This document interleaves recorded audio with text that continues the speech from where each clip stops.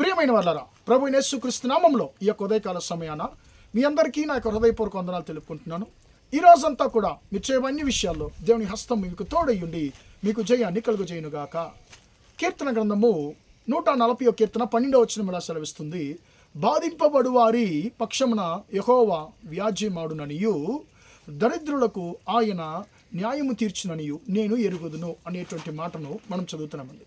ప్రియమైన దేవుని బిడ్డలారా, బాధింపబడువారు అంటే మనుషుల ద్వారా, ప్రియమైన దేవుని బిడ్డలారా, బాధింపబడువారు అంటే మనుషుల ద్వారా నమ్మక ద్రోహాన్ని ఎదుర్కొన్నవారు దరిద్రులు. వీరికి దేవుడు అంటే బాధింపబడు వారి పక్షాన దేవుడు వ్యాజ్యం ఆడతాడట.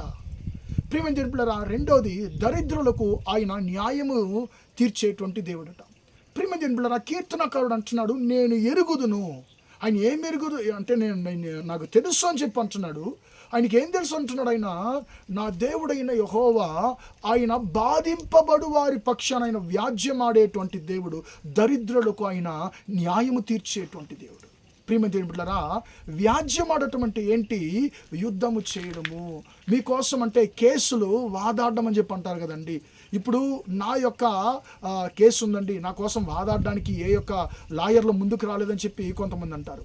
ప్రియమైన దేవుని బిడ్డలారా, ఇప్పుడు మీ జీవితంలో నా జీవితంలో కూడా కొన్ని విషయాల్లో మనము బాధింపబడి ఉన్నాము. కొన్ని విషయాల్లో మనుషులు మనకు చాలా అంటే అన్యాయాన్ని చేస్తున్నారు. కానీ ఈ యొక్క లోక సంబంధమైన మనుషులు, యొక్క లోకంలో ఉన్నటువంటి మనుషులు మన యొక్క న్యాయాన్ని ఎరిగి కూడా మన కొరకు వ్యాజ్యం ఆడడానికి ఎవరు ముందుకు రారు. ఎందుకంటే మనము దరిద్రులము కాబట్టి.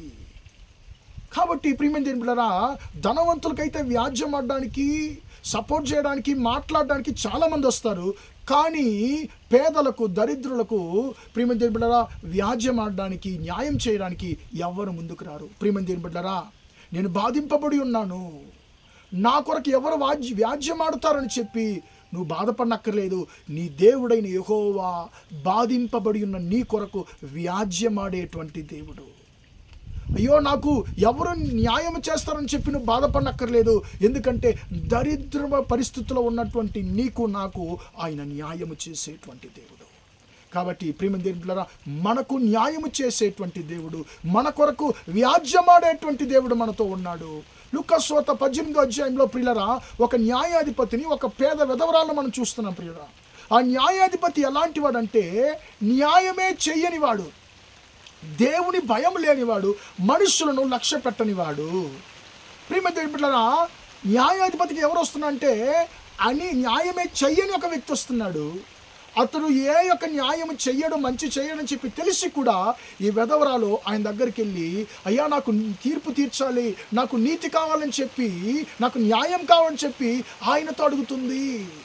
ప్రియమైన దేవుని బిడ్డ, కానీ అస్సలు ఆయన పట్టించుకోలేదు.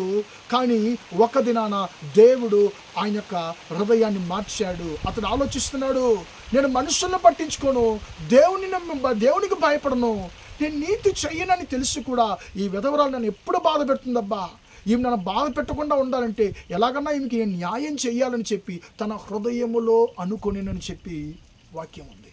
ప్రియమైన దేవుని బిడ్డలారా, అనీతిగల ఒక న్యాయాధిపతే న్యాయం చేయగలడంటే నీతిగల దేవుడు నీకు అన్యాయం చేస్తాడా?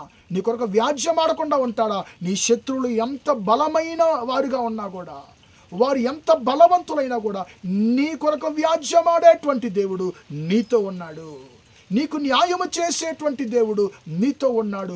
దౌర్భాగ్య పరిస్థితుల్లో, దరిద్ర పరిస్థితుల్లో ఉన్న నీ కొరకు మనుషులు నోరు తెరవకపోవచ్చు, కానీ నీ దేవుడైన యెహోవా నీకు న్యాయము చేసేటువంటి దేవుడు, నీ కుటుంబానికి న్యాయం చేసేటువంటి దేవుడు. ఆయన యొక్క ఉదయకాల సమయాన్ని నీకు వాగ్దానం చేస్తున్నాడు.